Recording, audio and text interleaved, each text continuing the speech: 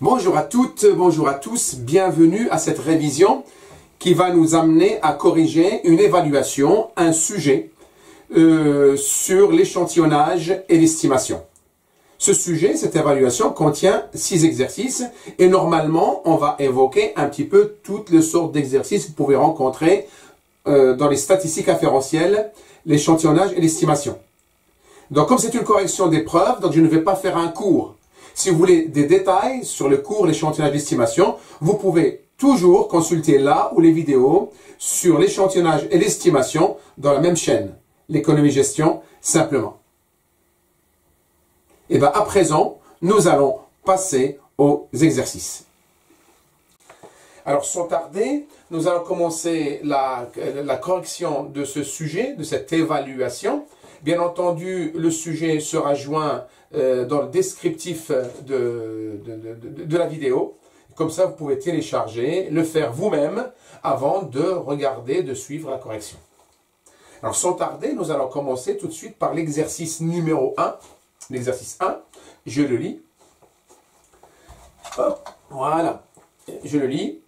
Pour obtenir une estimation des résultats à un référendum sur une ville donnée, on choisit au hasard 100 habitants de cette ville, d'une manière non exhaustive, c'est-à-dire avec remise. Hein, voilà. On constate que parmi eux, 45 ont voté oui, les autres ayant voté non. Déterminer une estimation ponctuelle de la proportion P des personnes qui votent oui au référendum.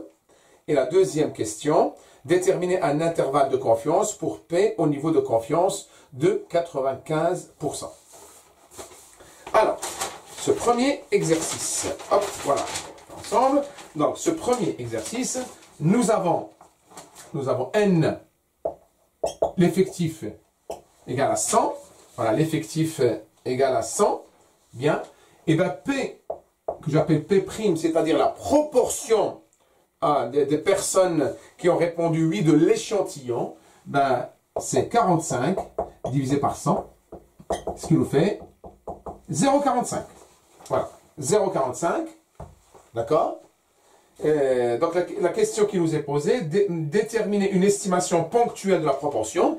Et ben d'après, je dirais, la loi de l'échantillonnage, on est dans un échantillon représentatif, choisi d'une manière non exhaustive, en sachant que n est supérieur aussi à 30. Bon, on peut dire que la proportion de la population est la même, égale 0,45. Donc c'est très simple. Voilà, c'est très simple. Bien. On peut d'ailleurs aussi calculer l'écart type, estimer l'écart type. Donc on sait que l'écart type égale racine carrée de P fois Q divisé par N. Donc P étant 0,45, donc Q égale à 1 moins P. Donc ça veut dire que Q égale 1 moins 0,45, ça fait 0,55. Donc je peux déjà estimer l'écart type aussi. Ça fait, hop, 0,45 multiplié par 0,55 divisé par l'effectif de l'échantillon qui est 100. D'accord? Et normalement, on trouve 0,05. D'accord? Donc, nous avons l'écart type.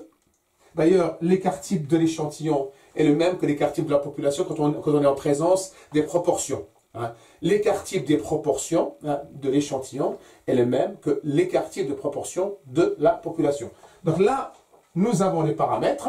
Donc nous pouvons établir notre loi normale. Hein. Donc je vais effacer. Hein. Et là, je peux écrire, hop, voilà, je vais effacer là.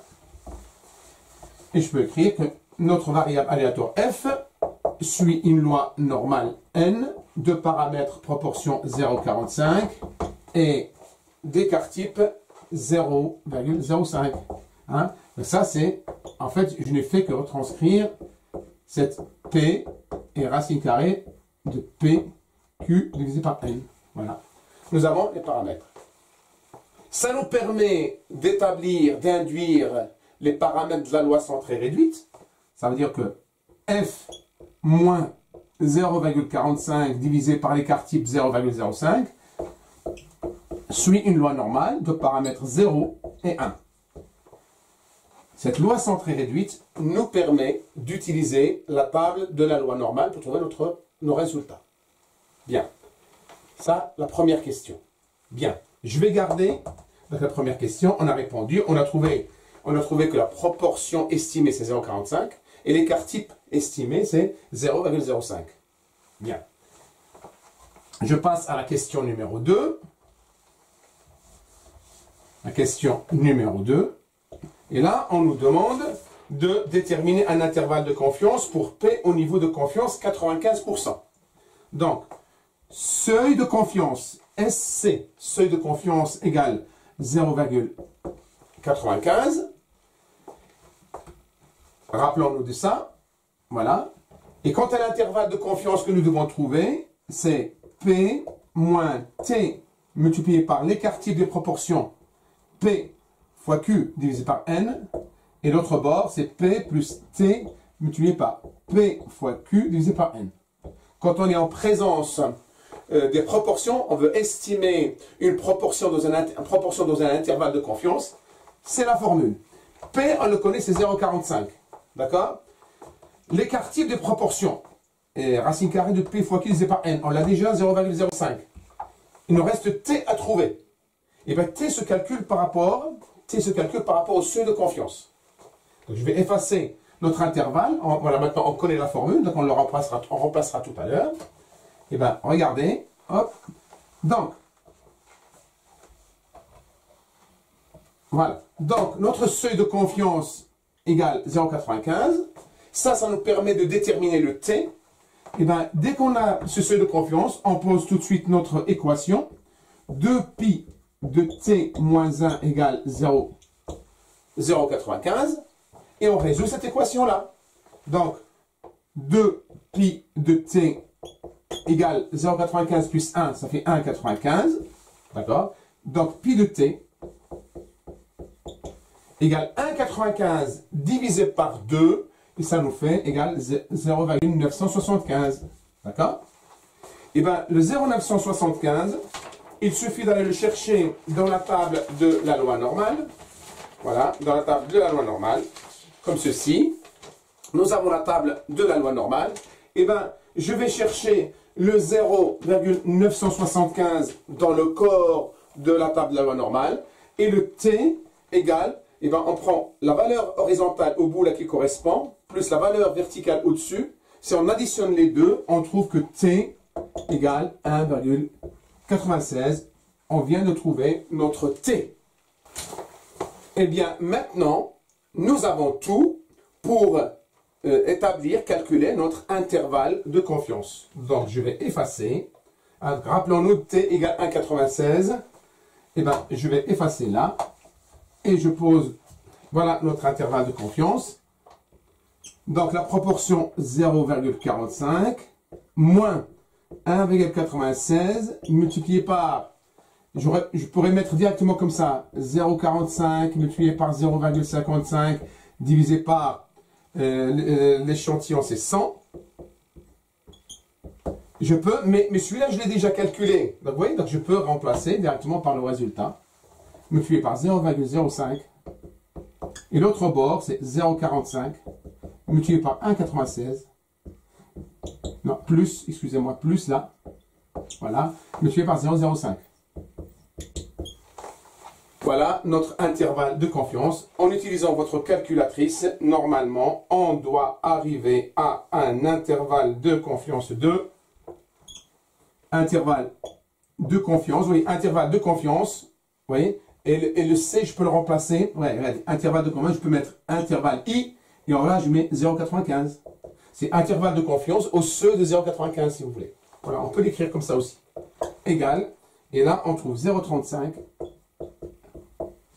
et 0,55. Voilà notre résultat. Donc, voilà. Donc, il y a 95% de chances que la proportion soit comprise entre 0,35 et 0,55. Entre 35%, c'est ça, donc c'est bien des pourcentages, voilà, 35% et 55%. Voilà notre premier exercice. Et bien nous allons passer maintenant au deuxième Deuxième exercice. J'efface et on passe au deuxième exercice. Bien. Je lis l'exercice. Un institut de sondage a observé sur un échantillon de 1600 personnes prises au hasard, d'accord, d'une manière aléatoire, d'accord, et d'une manière non exhaustive, c'est-à-dire avec remise, 52% d'intention de vote en faveur du candidat A. Bien. Estimez la proportion d'intention de vote en faveur du candidat A. D'accord. Donc c'est à peu près le même exercice hein, qu'on vient de faire. Candidat A dans la population à l'aide. Alors, estimez la proportion d'intention de vote en faveur du candidat A dans la population à l'aide d'un intervalle de confiance avec un degré de confiance de 99%. Que peut-on conclure? Alors là, pareil, donc, nous avons le seuil de confiance 0,99 et l'intervalle de confiance, c'est celui-là, P moins T multiplié par racine carrée de P fois Q divisé par N, d'accord, et P plus T multiplié par racine carrée de P fois Q divisé par N. Voilà, deux éléments. Donc nous devons, voilà, hop, nous devons prendre en compte. Ok, bien. Bien, donc c'est ce qu'on va faire. Maintenant, une petite information, une petite info. Donc bien entendu, quand on est dans un exercice comme ça, on dit qu'il est choisi de manière aléatoire. On donne toutes les informations pour dire que c'est un échantillon représentatif. Mais on peut encore vérifier plus. Regardez, on a N égale à combien? 1600. L'effectif supérieur à 30. Donc vous voyez, cette condition est respectée. Hein, quand on est dans, quand on fait de l'étude d'un échantillon en lien avec la loi normale. Et surtout quand on a besoin de proportion. Et il faut vérifier que N fois P est supérieur à 5. Ben, bien entendu, si vous mettez 1600, le P c'est égal à quoi? On a P égale à quoi? P égale 0,52. Hein, c'est donné, les 52%. Ben, si vous faites 1600 fois 0,52, le résultat est supérieur à 5.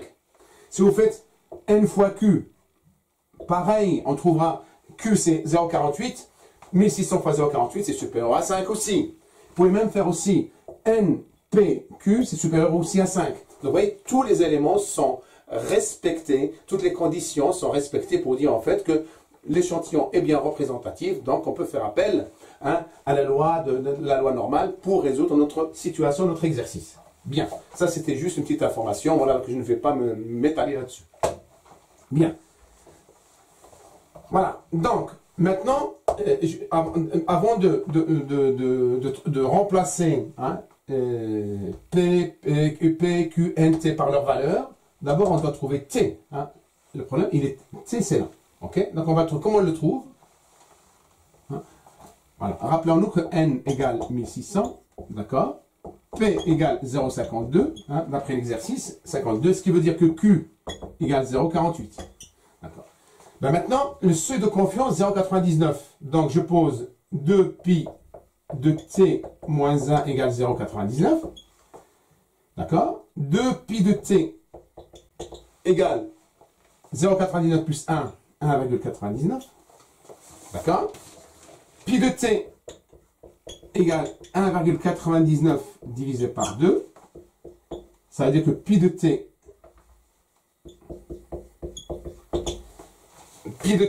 égale normalement 0,995, hein, si je ne me trompe pas. Voilà, 0,980. Je perds mes feuilles, voilà, c'est pas grave. Je trouve 0,995.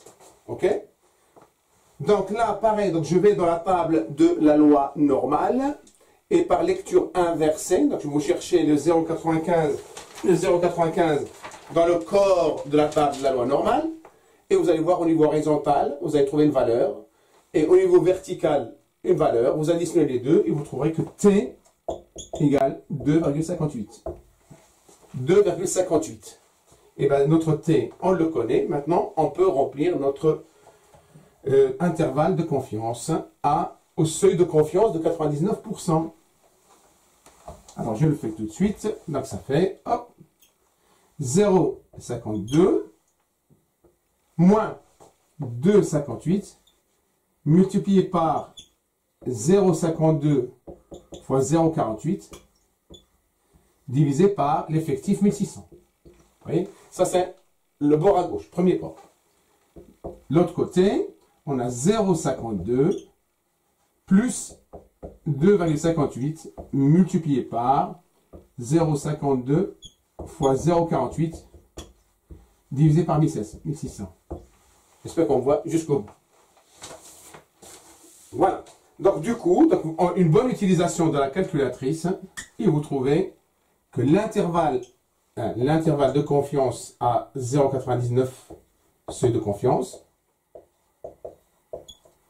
égale 0,49 et 0,55. Voilà. Voilà la réponse à la question de l'exercice numéro 2. Et nous passons maintenant à l'exercice numéro 3. Voilà, je vous laisse déjà regarder. Voilà, avant que j'efface. Et nous passons à l'exercice numéro 3.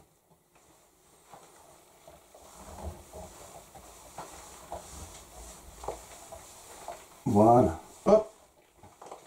Bien. Alors, notre exercice numéro 3, je lis. Pour mieux gérer les demandes de crédit de ses clients, le directeur d'une agence bancaire réalise une étude relative à la durée de traitement des dossiers.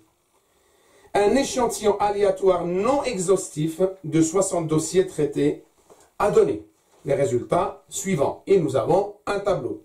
On a la durée de traitement des dossiers en minutes, jusqu'à 10 minutes, entre 10 et 20 minutes, etc.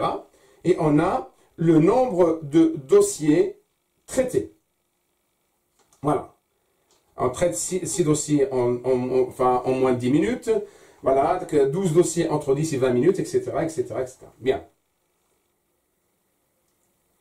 Les questions qu'on nous pose. Calculer la moyenne et l'écart type des durées de traitement de ces échantillons. Deuxième question. En déduire les estimations ponctuelles de la moyenne et de l'écart type de la population totale des dossiers. Et enfin, donner une estimation ponctuelle de la proportion des demandes de la population totale dont la durée de traitement est de plus de 40 minutes. Donc, vous avez bien remarqué là que nous sommes dans un exercice en lien avec les statistiques descriptives. Mais bien entendu, l'échantillonnage et l'estimation, c'est un lien étroit entre les statistiques descriptives, la moyenne, la variance et l'écart type, avec les lois de probabilité, en l'occurrence la loi normale. Alors qu'est-ce qu'on va faire? On va faire un calcul classique de statistiques descriptives. D'après ces données de ces deux colonnes, on doit calculer la moyenne et l'écart type. Alors, je vous donne déjà les formules, comment on calcule la moyenne et l'écart type. Donc on sait que la moyenne qu'on note X bar quand on fait des statistiques descriptives, donc nous on va noter M, je dis même M', quand je mets M', ça veut dire que c'est la moyenne de l'échantillon. Quand je ne mets pas prime là, ça c'est la moyenne de la population, d'accord? Donc M', c'est quoi la formule? Eh bien c'est la somme de NI, CI, divisé par N. La formule avec la moyenne. Donc vous allez me dire, CI, c'est le centre des classes. CI, c'est le centre des classes parce que là, on voit qu'on a des valeurs continues. Donc on va calculer le centre des classes. Et N, c'est la somme de NI. C'est le nombre de dossiers traités. Oui? Donc ça, c'est la moyenne. Quant à l'écart type, d'abord, il faut calculer la variance. On calcule la variance d'abord. Comment on calcule? C'est la somme de NI divisé par X bar moins CI au carré divisé par N. D'accord? Et l'écart type, c'est tout simplement la racine carrée du résultat de la variance. D'accord? Voilà. Voilà, ça c'est les formules statistiques descriptives. Donc je ne vais pas trop m'attarder là-dessus, mais je vais juste vous montrer comment on calcule ça d'après notre tableau. Bien. Alors, comment on calcule? Donc regardez devant vous. Donc on a la colonne d'abord des classes, XI, et on a la colonne des NI. OK? La première chose qu'il faut faire, c'est qu'il faut calculer le centre des classes, ce que j'appelle CI. C'est la troisième colonne. Donc, comment je la calcule? CI, on trouve 5, 15, 25, 35, 45, 55. Comment on les a trouvés? Si je prends par exemple le premier chiffre, 5, mais c'est le centre de la classe 0,10. C'est-à-dire que je fais 0 plus 10 divisé par 2. 5, c'est le centre de la classe 0,10. Je donne le deuxième et vous aurez compris pour le reste. Hein. Par exemple, le deuxième, on trouve 15, hein, le centre de la classe 15, CI. Et bien, comment je trouve 15? Et bien, j'ai pris la classe dans XI, 10 plus 20 divisé par 2. 10 plus 20, 30 divisé par 2, 15. Vous voyez? Et ainsi de suite. Ça, c'est la colonne CI. La quatrième colonne, ben, vous n'avez qu'à faire NI fois CI.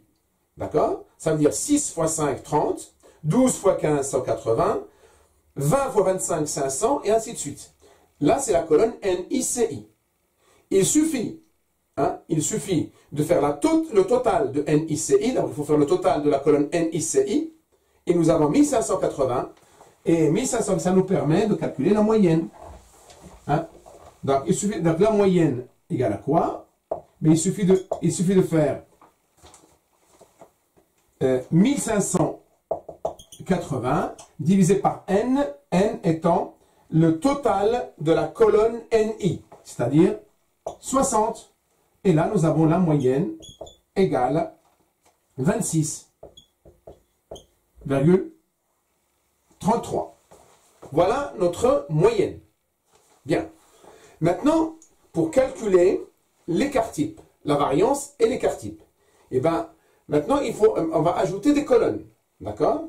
D'abord, il faut insérer une colonne CI moins X bar. CI moins X bar. CI, rappelons-nous, c'est le centre des classes. Et X bar, c'est la moyenne qu'on vient de calculer. Et bien dans cette colonne, il suffit de faire centre des classes moins la moyenne. À chaque fois, on retranchera la moyenne. Donc pour la première ligne, on fait 5 moins 26,33. Et là, on trouve moins 21,33. Pour la deuxième ligne, on fait 15 moins 26,33 et on trouve 11,33. Je vous donne une dernière, après vous avez compris comment on calcule. Pour la troisième ligne, on fait 25 moins 26,33 et on trouve moins 1,33 et ainsi de suite. Et la colonne est remplie. Maintenant, la colonne suivante, 1, 2, 3, 4, 5, ça veut dire la sixième colonne maintenant, eh bien, on met la colonne CI moins X bar au carré, c'est-à-dire la cinquième colonne au carré. Eh bien, regardez comment on fait. Donc, la colonne CI moins X bar au carré. Je fais moins 21,33, la colonne juste avant, au carré. La deuxième ligne, moins 11,33 au carré. La troisième ligne, moins 1,33 au carré. Et on trouve, par exemple, 1,77.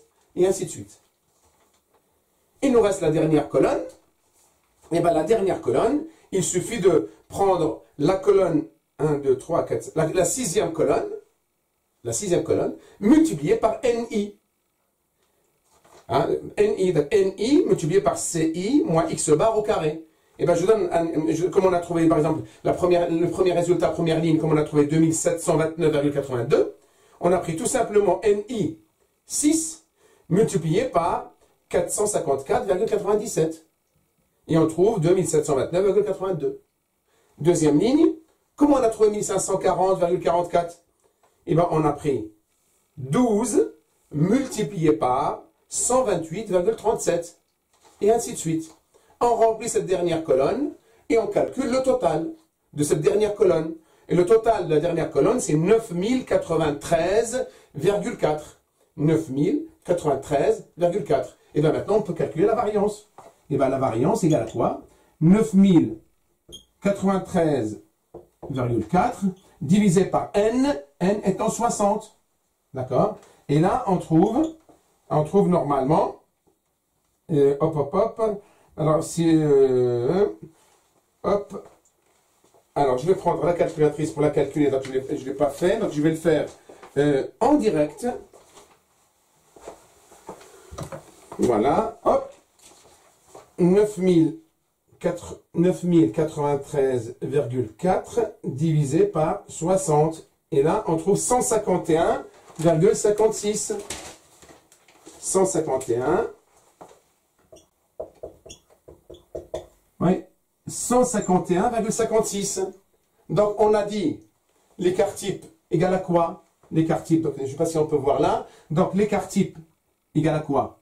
Égale racine carrée de V. Donc c'est-à-dire l'écart type égale racine carrée de 151,56. Et on trouve l'écart type égale, voilà, 151,56. Ok. Hop. 151,56. Juste 151,56. Et on trouve normalement 12,31. 12,31. Donc j'espère qu'on voit bien. Hop, voilà, 12,31. Donc je reprends, je vérifie encore une fois. Hop, 151,56 et 12,31. Voilà notre écart type. Vous voyez?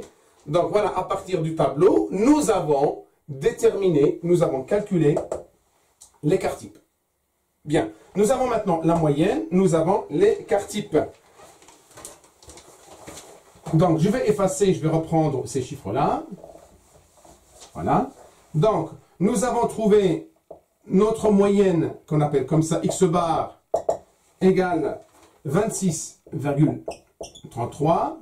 Notre écart type de l'échantillon, bien entendu, on a trouvé 12,31. On nous demande d'estimer maintenant, la moyenne de la population. D'après la loi de l'échantillonnage, on voit que notre échantillon respecte toutes les contraintes, toutes les obligations pour qu'il soit représentatif. Et bien, par définition, on sait que la moyenne de la population égale à la moyenne de l'échantillon égale 26,33. Voilà, ça c'est l'estimation de la moyenne de la population. Quant à l'écart type de la population, la formule c'est écart type de l'échantillon multiplié par racine carrée de n divisé par n-1. Voilà, ça c'est la formule pour trouver l'écart type estimé de la population. D'ailleurs, qu'on appelle aussi S. Hein. Des fois, on l'appelle S. Hein. Dans certains bouquins, on l'appelle S. Voilà. Donc, si on calcule là, donc ça fait, donc si je prends 12,31, excusez-moi, 12,31 multiplié par racine carrée de n, donc c'est 60, l'échantillon, divisé par 60 moins 1, 59. Et là, on trouve notre écart type estimé de la population, l'écart type des moyennes, nous trouvons 12,41. Voilà. Donc nous avons la moyenne estimée de la population, nous avons l'écart type de la population, écart type estimé de la population qu'on appelle S, et bien maintenant, nous pouvons répondre, il n'y a pas de calcul, il y aurait pu avoir une question pour estimer la moyenne dans un intervalle de confiance, mais dans cet exercice, il n'y est pas, mais c'est pas grave. Bon, ça, donc on a répondu à la question 1, celle-là, c'est la question, on a estimé tous, la question 1 et la question 2, hein. Il y a deux questions, voilà. On a calculé l'écart type, la moyenne d'écart type de l'échantillon, hein, et on a estimé la moyenne et l'écart type de la population, donc on a répondu à la question 1 et 2, ça. La question 1 et la question 2. Voilà, tout. Bien, j'espère que vous avez compris, hein. Maintenant, nous allons passer à la troisième question. À la troisième question, j'efface, voilà, je vous laisse regarder un peu avant d'effacer, voilà. Troisième question, on nous dit, tout simplement, donner une estimation ponctuelle de la proportion des demandes de la population totale dans la durée de traitement est de plus de 40 minutes. Ça veut dire, en fait, on veut chercher, en fait, le nombre, je dirais, la proportion, bon, la proportion des demandes de la population totale dans la durée de traitement est plus de 40 minutes. Donc, si on prend notre tableau qui s'affiche devant vous, voilà. Vous voyez? Donc, dans la colonne durée en minutes, on a de 0 10, 10 20, 20 30, 30 40, 40 50 et 50 60. Donc, on nous dit au-delà de 40 minutes. Donc, vous êtes bien d'accord avec moi? Je ne prendrai pas la classe 30 40 parce que 40 minutes, c'est exclu. Donc, en fait, je prendrai la classe 40 50 minutes et 50 60 minutes. Vous voyez? 40 minutes et plus. Et bien, ça fait combien ça en effectif? Ça fait 6, nombre de dossiers, 6 plus 2, ça fait 8. Mais il suffit de faire 8 divisé par n, l'effectif total, 60. Et là, nous avons la réponse à notre question. Ça fait 0,1, 1,1333. Donc ça fait 13. Voilà, je l'écris bien. Je vais l'écrire bien quand même. Voilà, ça fait 13. Voilà notre estimation ponctuelle. Voilà, estimation ponctuelle. La question numéro 3. Ben, j'espère que vous avez compris aussi. Il n'y a rien de compliqué. Et nous allons passer maintenant à notre exercice numéro 4.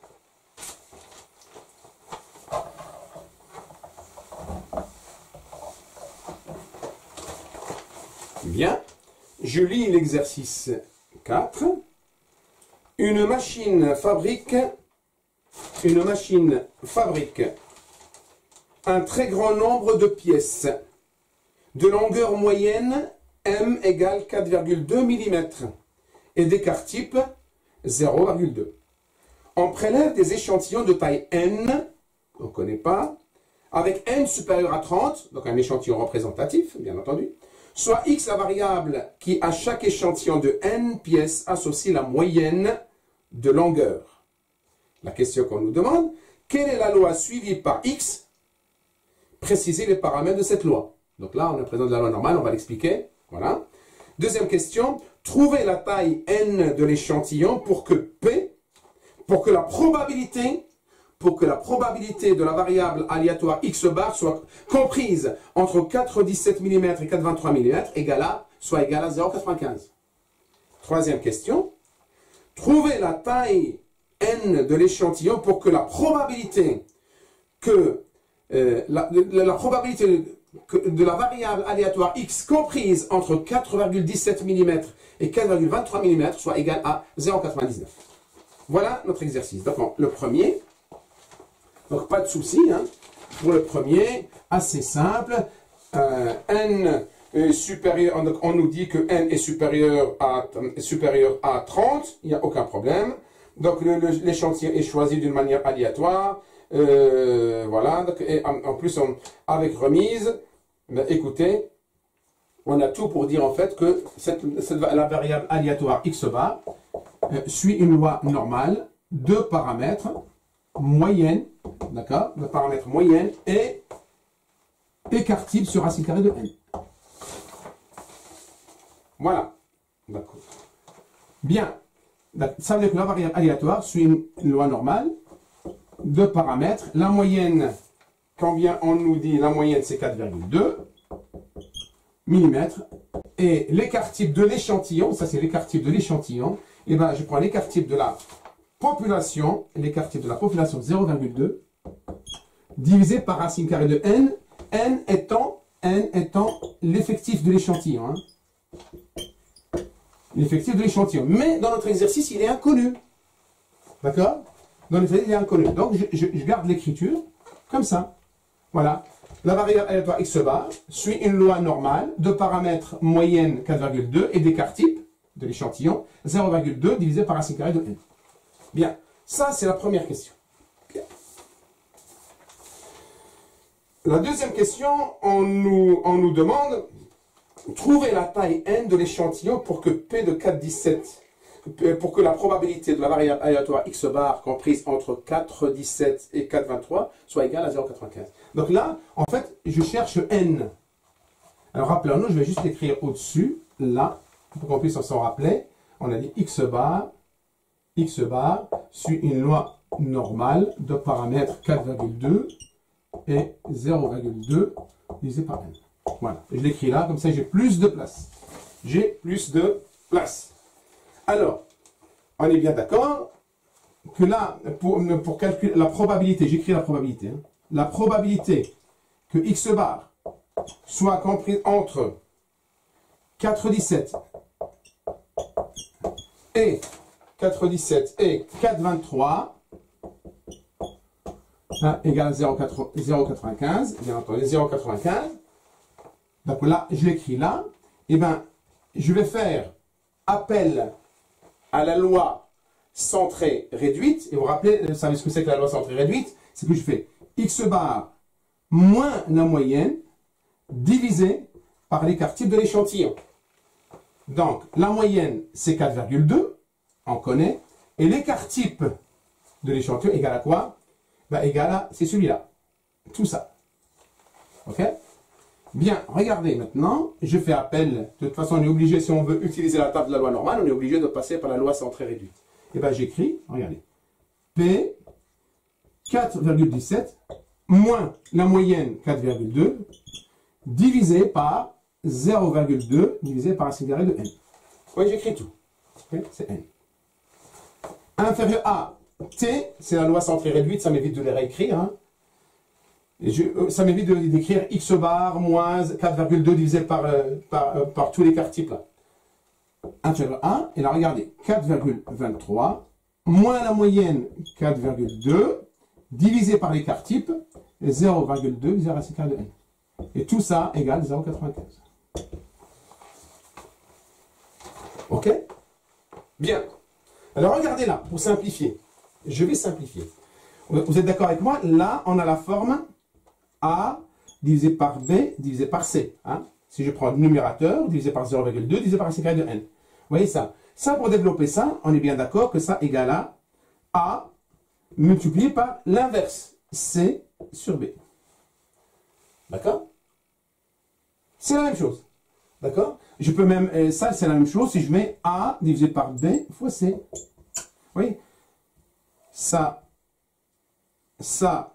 ou ça c'est la même chose. C'est ce que je vais faire de ce côté-là, de ce côté-là. Ok? Regardez. Donc, je transforme. Hop. Donc là, je calcule la probabilité.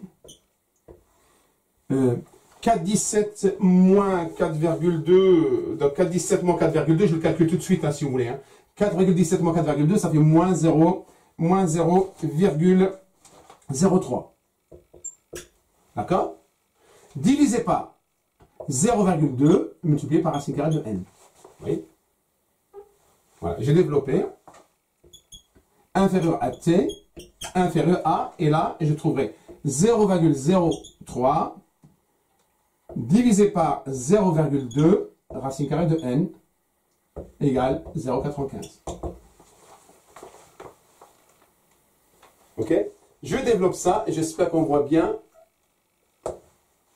Voilà. Je vois, quand on voit bien, je vais l'écrire là. Hop, ça fait probabilité de. Donc, moins 0,03 divisé par 0,2, ça fait moins 0,15 racine carrée de n.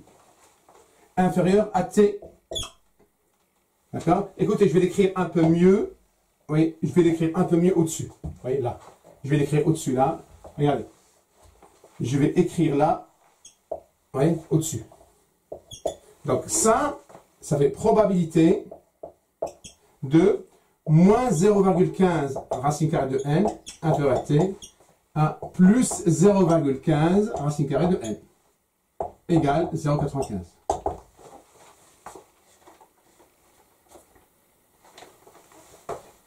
J'espère que vous me suivez. Vous voyez? Donc, je ne fais que développer. Donc maintenant, je vais effacer tout ce que j'ai écrit là. Hein. Donc, vous me suivez? Hein. Je vais maintenant développer ça. OK? Voilà. Donc, je vous laisse regarder. C'est la suite. Et je vais effacer maintenant pour continuer. Donc, on est d'accord là. Regardez. Donc, vous voyez là. C'est tout simplement, c'est comme si j'avais moins A inférieur à T inférieur à A. Et quand on calcule la probabilité de ça dans les théorèmes, dans les règles de la loi normale, on sait que pour développer ça égale à quoi? Égale 2 pi de A moins 1. Vous voyez? Ça, c'est la même chose. Ça, c'est une règle de la loi normale, normalement, que vous maîtrisez. Et bien, je vais appliquer ça. 2 pi de A moins 1. Regardez, ça fait, en sachant que A, c'est tout ça. A, c'est ça, c'est A. Vous voyez? Ça, c'est A. OK? Et bien, 2 pi de 0,15 racine carrée de n, d'accord, moins 1 égale 0,95. Et je développe ça. Ça fait 2 pi de 0,15 racine carrée de n, égale 0,95 plus 1, égale 1,95. Donc, pi de 0,15 racine carrée de n, égale 1,95 divisé par 2. Hein? 1,95 divisé par 2. Donc, je peux mettre les résultats directement. 1,95 divisé par 2 égale 0,975. Et maintenant, si vous allez dans la table de la loi normale, toujours la table de la loi normale, vous cherchez dans le corps de la table de la loi normale 0,975, vous verrez au niveau horizontal, ça correspond à 1,9, et au-dessus vertical, ça correspond à 0,06. 1,9 plus 0,06, ça fait 1,96. Donc ça veut dire que c'est comme si on avait pi de t égale 0,975, et bien t égale 1,96, hein, d'après une lecture inversée de la table de la normale. Seulement le t, c'est tout ça. D'accord? Et bien maintenant, je peux écrire que 0,15 racine carrée de n égale 1,96. Voyez? Et maintenant, je développe ça. Ça veut dire que racine carrée de n égale 1,96 divisé par 0,15. D'accord?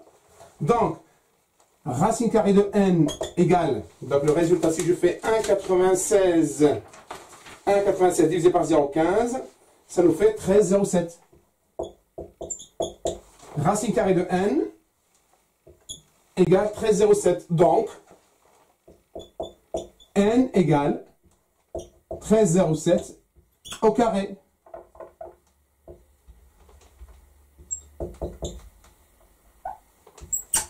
Donc, n égale 13,07 au carré.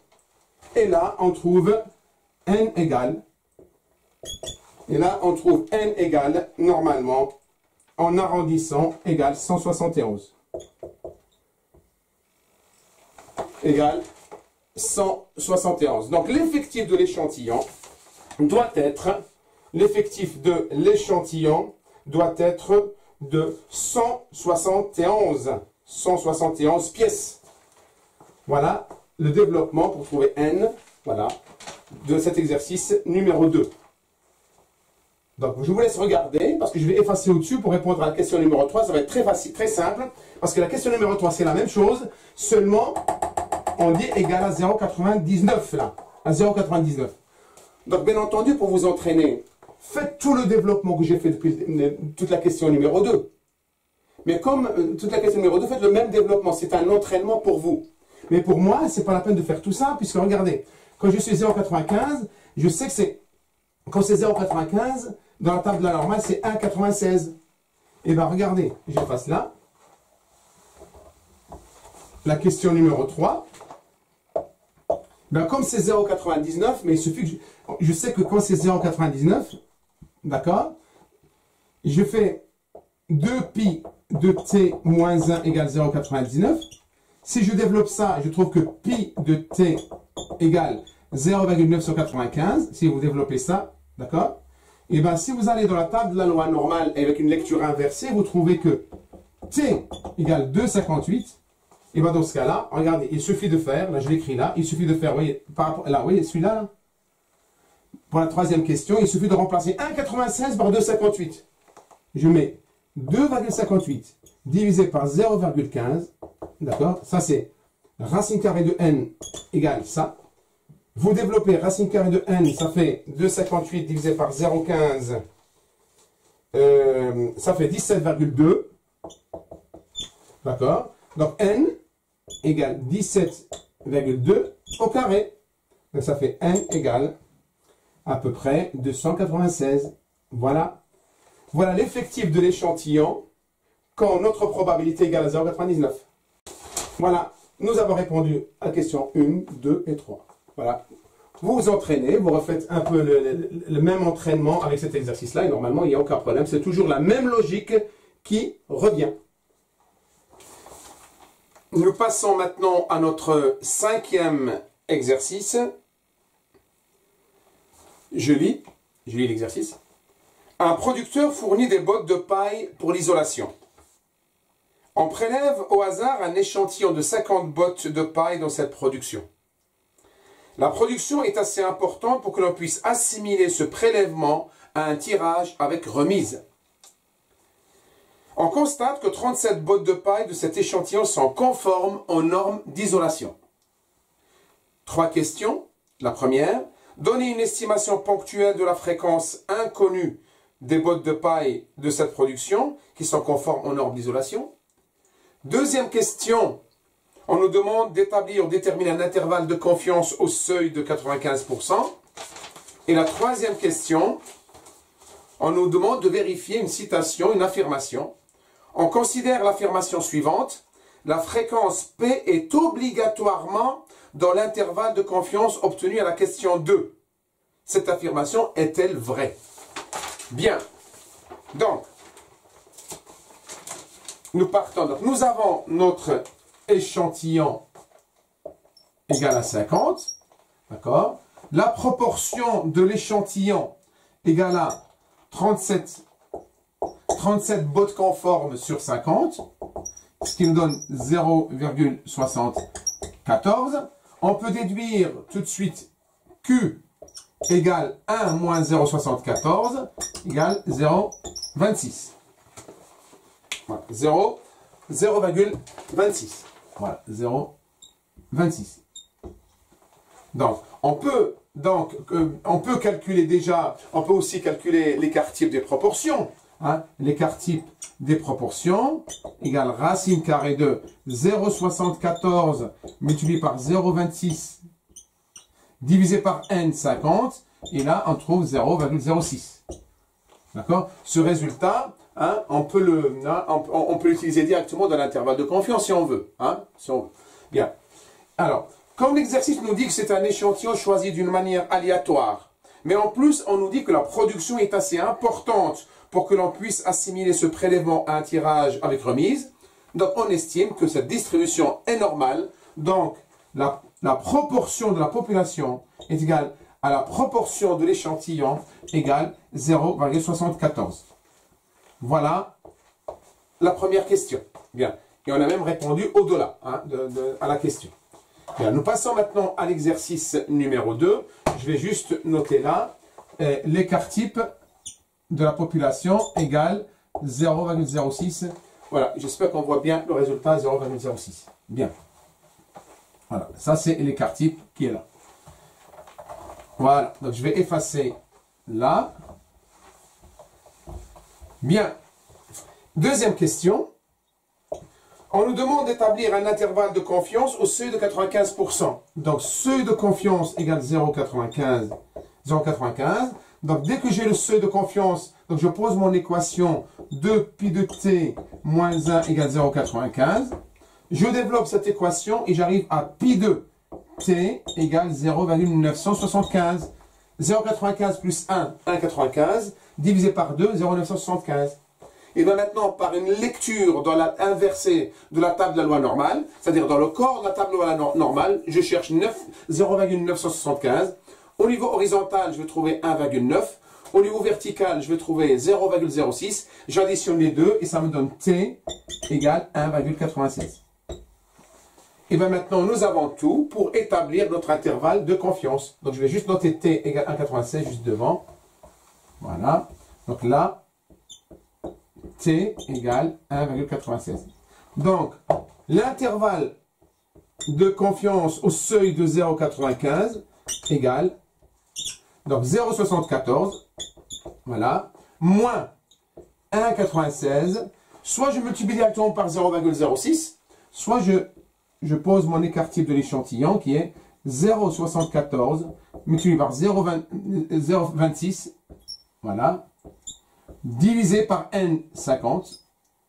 Et l'autre bord, ça sera 0,74 plus 1,96 multiplié par 0,74 fois 0,26 divisé par 50. J'espère qu'on voit bien jusque là. Voilà. Et voilà notre intervalle de confiance. Et bien du coup, avec une bonne utilisation de la calculatrice, et on trouve intervalle de confiance 0,95 égale, normalement, on doit arriver à 0,62 0,86. Voilà. C'est-à-dire, alors, notre fréquence est comprise entre 62% et 86% au seuil de confiance 95%. Voilà. Donc maintenant, la question 3, on nous demande, on considère l'affirmation suivante. La fréquence est obligatoirement dans l'intervalle de confiance. Cette affirmation est juste. Mais non, ce n'est pas obligatoirement parce que la fréquence peut être dans cet intervalle à 95% de chance. 95% de chance que la fréquence soit dans cet intervalle-là. Donc il nous reste un seuil de risque qui est 5%. Donc il y a 5% de chance que la fréquence ne se trouvera pas dans cet intervalle-là. Donc dire que la fréquence est obligatoirement dans l'intervalle, c'est faux, pas obligatoirement. Voilà. Donc j'espère que cet exercice est compréhensible pour vous et que vous pouvez maintenant résoudre tout autre exercice de ce genre-là. Voilà. Et bien maintenant, nous allons passer à notre dernier exercice, l'exercice numéro 6. L'exercice numéro 6. Voilà. Donc juste le temps d'effacer. Voilà, d'effacer. Voilà. Voilà. Exercice numéro 6. Et on aura terminé la correction de cette évaluation. Voilà l'exercice 6. On considère une grande quantité de pièces devant être livrées à une chaîne d'hypermarchés. On considère un échantillon de 100 pièces prélevées au hasard dans cette livraison. La livraison est assez importante pour que l'on puisse assimiler ce tirage à un tirage avec remise, donc un tirage non exhaustif, aléatoire non exhaustif. On constate que 96 pièces sont sans défaut. Donnez une estimation ponctuelle de la fréquence inconnue des pièces de cette livraison. D'accord? Et deuxième question, donc maintenant, vous savez comment faire ces intervalles-là maintenant. Deuxième question, déterminer un intervalle de confiance de la fréquence P avec le coefficient de confiance 95%. Donc c'est assez simple. Donc vous maîtrisez normalement. Donc j'en suis sûr que vous savez le faire. Et bien, la première question. Donc là déjà on a n égale 100. D'accord? Et là, on peut calculer la proportion de l'échantillon égale à quoi? 96 divisé par 100, ça fait 0,96. On peut déduire des Q égale 1 moins 0,96 égale 0,04. Vous voyez? Voilà, d'accord? Et là, comme on nous dit que la livraison est assez importante, que l'on puisse assimiler un tirage aléatoire avec remise, et bien on dit que cette distribution est normale. Donc par conséquent, on peut noter que P, la proportion de la population égale à la proportion de l'échantillon égale 0,96. D'accord? Comme d'habitude, vous pouvez directement calculer l'écart type des proportions. D'accord? Mais comme on peut le faire aussi directement de l'intervalle de confiance. Donc la première question, on a répondu. La deuxième question, seuil de confiance 0,95. Donc là, je ne vais pas le démontrer, vous avez compris. Hein, quand ça nous donne T égale 1,96. Hein. Je n'ai pas besoin de le démontrer maintenant, on l'a assez fait dans les exercices précédents, vous pouvez le refaire vous-même. Et j'établis mon intervalle de confiance au seuil de 0,95. Voilà. Donc ça fait 0,96 moins 1,96 multiplié par 0,96 fois 0,04 divisé par n 100. Donc ça, c'est le côté un bord de l'intervalle. L'autre, c'est 0,96 plus, cette fois-ci, plus 1,96 multiplié par 0,96 multiplié par 0,04 divisé par 100. J'espère qu'on voit jusqu'au bout. Voilà. Voilà. Et là, avec une bonne utilisation de la calculatrice, normalement, vous devez trouver 0, cette fois-ci, je vais mettre 4 chiffres après la virgule. 0,9216 et l'autre, c'est 0,9000 984. Voilà notre résultat. Voilà notre intervalle de confiance au seuil de 95%. Et bien, notre évaluation arrive à sa fin. J'en suis sûr que ces corrections vont vous aider dans vos préparations, dans vos révisions. Refaites les exercices s'il le faut. Et n'oubliez pas une chose, c'est qu'il faut d'abord comprendre la logique de l'échantillonnage et l'estimation, la logique des statistiques inférentielles. Dès que vous aurez compris la logique, ben, tout ce qu'on a fait là, ce sera très facile à résoudre. Et ben, je vous dis bon courage et à très bientôt peut-être dans une nouvelle séance, une nouvelle vidéo. Au revoir.